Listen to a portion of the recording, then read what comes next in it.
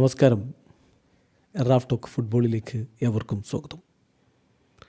പെഡ്രിക്ക് L ക്ലാസിക്കോയിൽ red card കിട്ടിയത് ഒരർത്ഥത്തിൽ അനുഗ്രഹമായി ഗുണകരമായി എന്ന് ചില ഫുട്ബോൾ നിരീക്ഷകർ. എന്തായിരിക്കും അതിൻ്റെ കാരണം?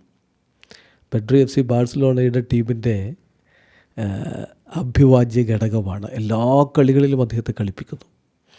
ഇപ്പോൾ റയൽ മാഡ്രിഡിനെതിരെയുള്ള കളിയിൽ അദ്ദേഹത്തിന് റെഡ് കാർഡ് എന്ന് പറയുമ്പോൾ കളിയുടെ അവസാന ഘട്ടത്തിലാണ് പെഡ്രിക്ക് ആ റെഡ് കാർഡ് കിട്ടുന്നത്. അതിൻ്റെ കാരണം എല്ലാവർക്കും അറിയാമല്ലോ. അതിനെ തുടർന്ന് പിന്നീട് ഉണ്ടായിട്ടുള്ള പ്രശ്നങ്ങളും മറ്റുമൊക്കെ നമുക്കറിയാം.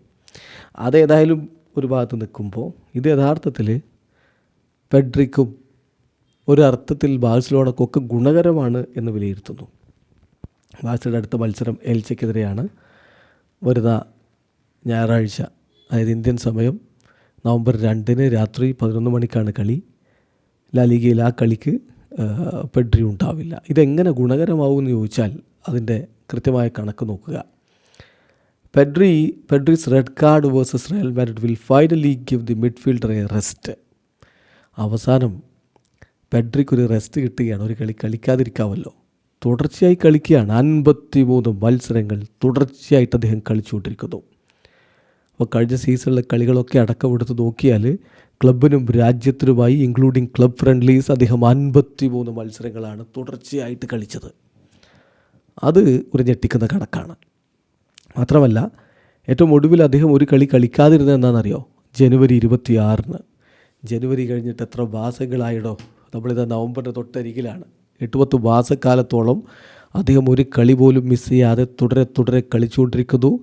അത് താരത്തെ ബാധിക്കാൻ സാധ്യതയുണ്ട് എന്നുള്ളത് കൊണ്ട് ഇങ്ങനെ ഒരു റെസ്റ്റ് കിട്ടുക എന്നുള്ളത് ഗുണകരമായിട്ട് മാറും. ഒരു അനുഗ്രഹമാണ് ഈ റെസ്റ്റ് എന്ന് വിലയിരുത്തുകയാണിപ്പോൾ ചില ഫുട്ബോൾ നിരീക്ഷകർ. അർത്ഥത്തിൽ ശരിയാണ്. കാരണം ഇങ്ങനെയുള്ള താരങ്ങൾ എല്ലാ കളികളും കളിക്കുന്നു. ക്ലബിന് വേണ്ടി എല്ലാ കളികളും കളിക്കുന്നു. ഫ്രണ്ട്ലി മത്സരങ്ങൾ കളിക്കുന്നു. ദേശീയ ടീമിന് വേണ്ടി എല്ലാ കളികൾ കളിക്കുന്നു. അവിടെ ഫ്രണ്ട്ലി മത്സരങ്ങൾ കളിക്കുന്നു. അപ്പോൾ അങ്ങനെയൊക്കെ വരുമ്പോൾ ഫാറ്റിഗും അതുപോലെ തന്നെ എക്സോസ്റ്റഡ് ആവാനുള്ള സാധ്യത ഒക്കെ വളരെ കൂടുതലാണ്. അപ്പോൾ ആ അർത്ഥത്തിൽ പെഡ്രിയുടെ ഈ ഒരു റെഡ് കാർഡ് അദ്ദേഹത്തിന് തന്നെ ഗുണകരമാവുകയാണ്.